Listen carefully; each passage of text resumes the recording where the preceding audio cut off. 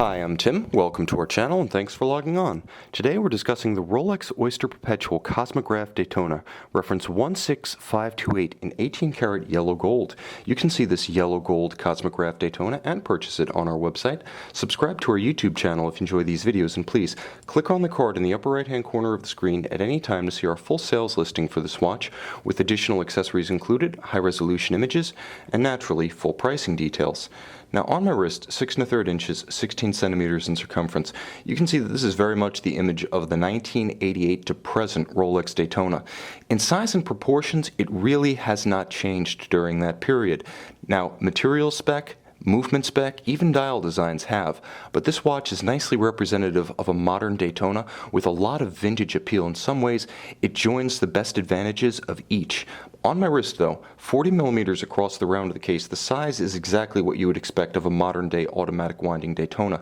In terms of thickness, it's about 12 millimeters thick. It has a conical, sloped tachymetric scale bezel with a slightly domed sapphire. From lug to lug, it's approximately 47 millimeters, but if you include the solid end links of the bracelet, the gold bracelet, you can see that it's about 51 millimeters from extremity to extremity.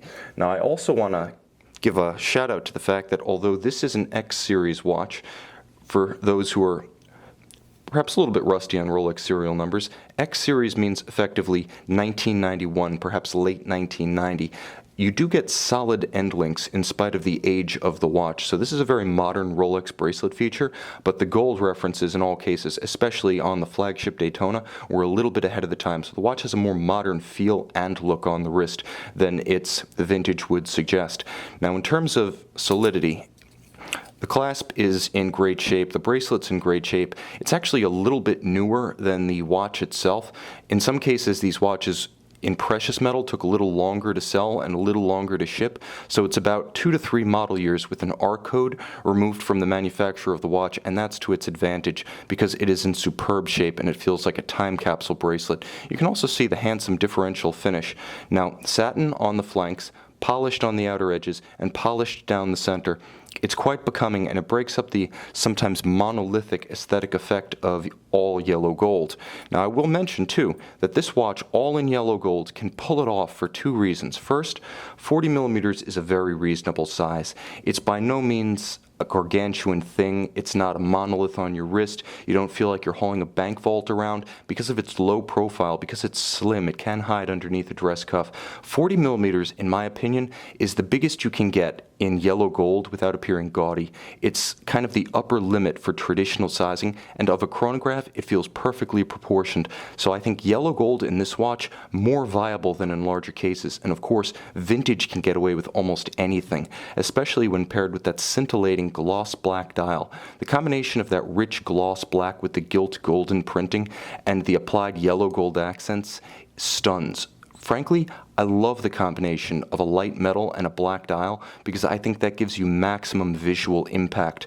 I don't think that anything other than the dark dial light metal combination, quite frankly, has the same effect. As soon as the dial gets silver, as soon as it gets pale, in my opinion, it becomes a little bit over-refined. Obviously, not all will feel that way, but look at the preponderance of light silver sunburst dials and matte silver dials on pure dress watches, and you can immediately infer that dark is the sportier option, and this is a sports watch with 100-meter water resistance. It also has a free sprung balance that is also a COSC certified Swiss chronometer, the movement of 4030, Rolex's version of the Zenith El Primero.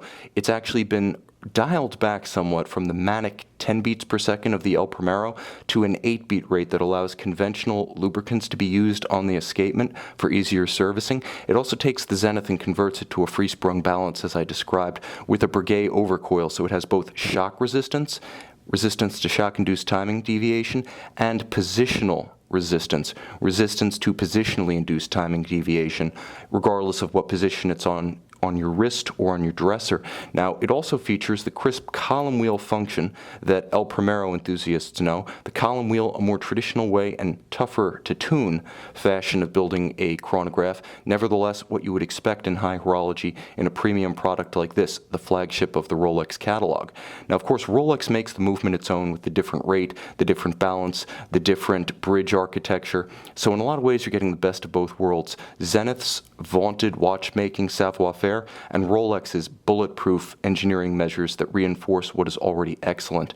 And again, this watch, as I mentioned earlier, is a wearable vintage. You've got the look of a modern Daytona, the size of a modern Daytona. You have the 100-meter water resistance. You have the all-metal bezel. You have the sapphire crystal. You have the screw downs. You have an automatic winding movement. All of these were not the case prior to 1988. Since then, we wouldn't accept anything less. But this watch, now approaching 27 years old and before long 30, is a vintage watch that nevertheless retains all of the performance factors of a modern watch.